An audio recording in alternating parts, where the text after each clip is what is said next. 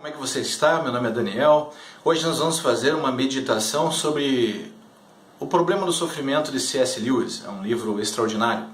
C.S. Lewis, um ex-ateu, anglicano, autor de Crônicas de Nárnia, Mero Cristianismo, Cristianismo Puro e Simples e várias outras obras. É uma pessoa que deixou de ser ateu, passou a ser anglicano e que sofreu muito na vida. E ele discute no seu livro por que Deus não mexe sempre na natureza. Ele até diz que Deus pode sim mexer na natureza, na ordem natural das coisas, e eventualmente Deus faz isso, e a isso nós chamamos de milagre.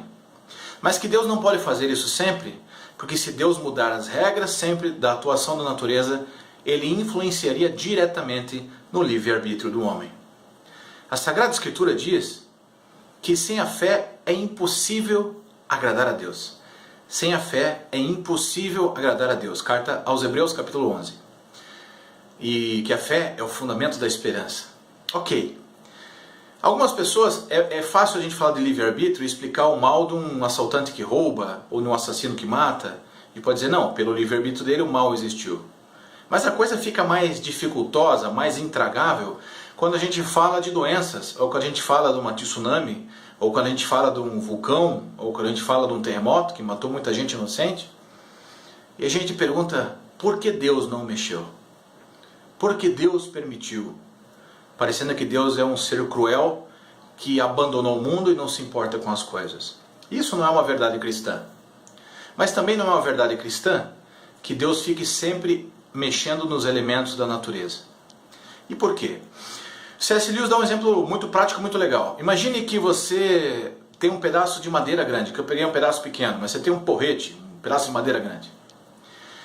Esse pedaço de madeira, naturalmente, pode ser usado para fazer fogo, uma coisa boa. Ou pode ser usado para agredir alguém. Se Deus mudasse a natureza, sempre que alguém pegasse um pedaço de madeira para agredir outra pessoa, Deus ia influenciar diretamente no livre-arbítrio das pessoas de crer ou não nele. Segunda coisa, segundo exemplo, se Deus mudasse, você sabe que a sua voz se propaga no som, né, no ar. Nós precisamos do ar para falar. Se não existisse o ar, nós não conseguiríamos nos comunicar. Se Deus alterasse a natureza para que alguém não o xingasse, para alguém não falasse mal dele, para que alguém não negasse a sua existência, Deus mudaria as condições também do livre-arbítrio.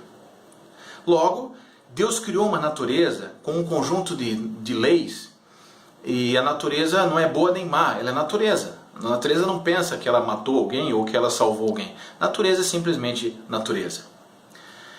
Então, C.S. Lewis dá um exemplo muito bacana. Imagina que você estivesse jogando xadrez com alguém e eventualmente você permitisse, assim, por um erro, a pessoa segurou na peça e você eventualmente permitiu que ela, mesmo tendo segurado naquela peça, fosse obrigado a jogar aquela peça, você eventualmente, uma em cada 50 partidas, uma em cada 1000 partidas, você permitisse, ó, foi um erro, eu vou permitir você jogar de novo. Isso seria aceitável.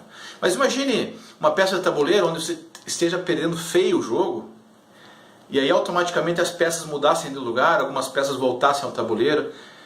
Não seria um jogo justo, não seria um jogo razoável. Para o jogo ser razoável, as leis precisam ser fixas.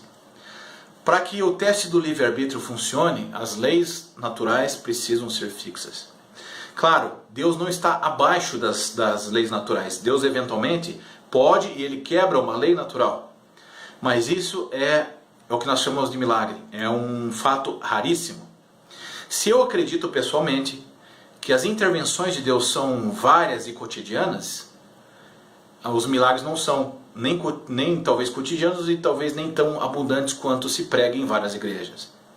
E aqui eu falo milagre, não, tem gente, é um milagre o coração bater, um milagre o sol nascer, um milagre a rosa, um milagre que a cada 7 anos o seu corpo se renova de células. Não, estou falando milagre aqui no sentido científico mesmo. Inexplicável, permanente, passado por uma junta médica, era impossível de acontecer. Nesse tipo de milagre, nós podemos dizer que é um evento raro.